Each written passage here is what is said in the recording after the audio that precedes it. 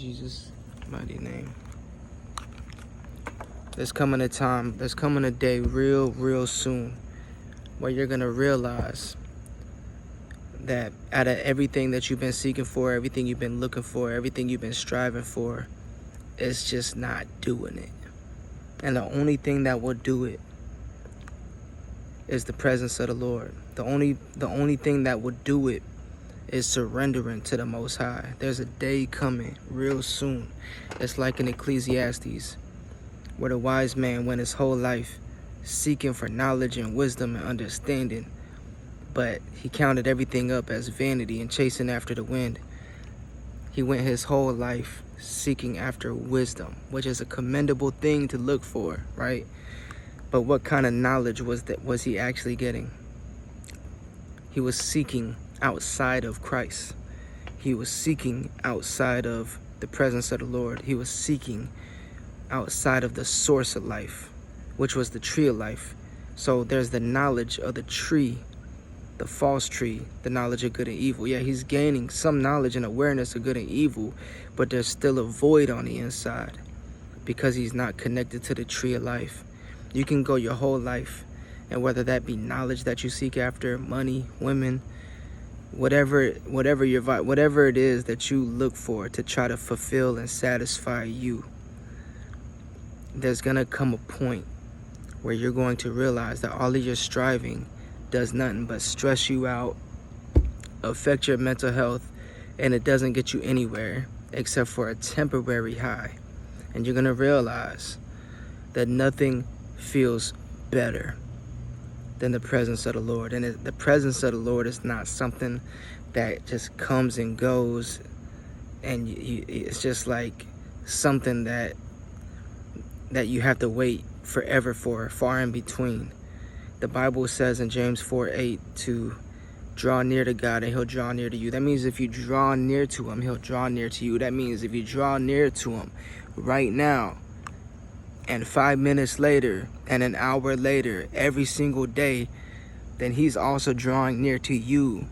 And then Jeremiah says, when you seek him with your whole heart, when you seek him with your whole heart, that means not just saying you're doing it just to be able to say that you're doing it, but you're not really doing it, because a lot of people give lip service, but their hearts are far from him.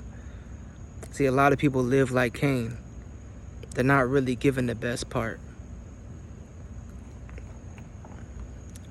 See, God is able to do exceedingly abundantly above all you could ever dream of, but you gotta surrender to him. There's even people in the church that are working tirelessly, and they look like they got it all together, and they're doing everything, restless. They're so good at so many things, and they're working, putting their hands to the plow. When it's good, we're supposed to be working.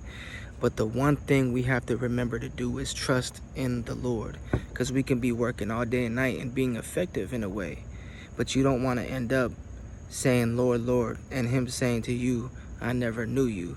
Because the thing is, it's not by strength nor by might, but by the Spirit of the Lord. Nothing is greater than the Spirit of the Lord. Nothing is better than the presence of the Lord. And this is the season. See, my generation, we want the truth. We don't want none of that fake stuff, man. And we can sense it. You know, as many issues as my generation has, we can sense it. We want the real. We want the real presence of the Lord. And that's something you can have when you seek him with your whole heart, when you fall in love with the word, the uncompromising gospel. There's going to come a point where you're going to realize that you're coming to the end of yourself, and you're realizing that all outside of the source of life is not life abundantly. All it's doing is stealing, killing, and destroying you from the inside out. And you're going to realize that nothing can do it for you. No matter how hard you try, no matter how rich you get, no matter how high you get, you can't hide from the void that you can't fill. Only he can fill it. And that's either going to come at an extremely low point. We've all been there. We've all been there, where we're going through something real tough, and now we call on the name of the Lord. But the next day we forget about him already. We got to seek him day and night. We got to meditate on his word day and night. We got to walk with him, man. It's going to come a point very soon, and you can either make the decision to seek him wholeheartedly now and fall in love with him and get rooted and planted. You want to be rooted and planted before things get real tough. Because when things get real tough, then you have shallow ground. It's like trying to put a seatbelt on when you in the middle of a crash. It don't make no sense. It's better to have it on already.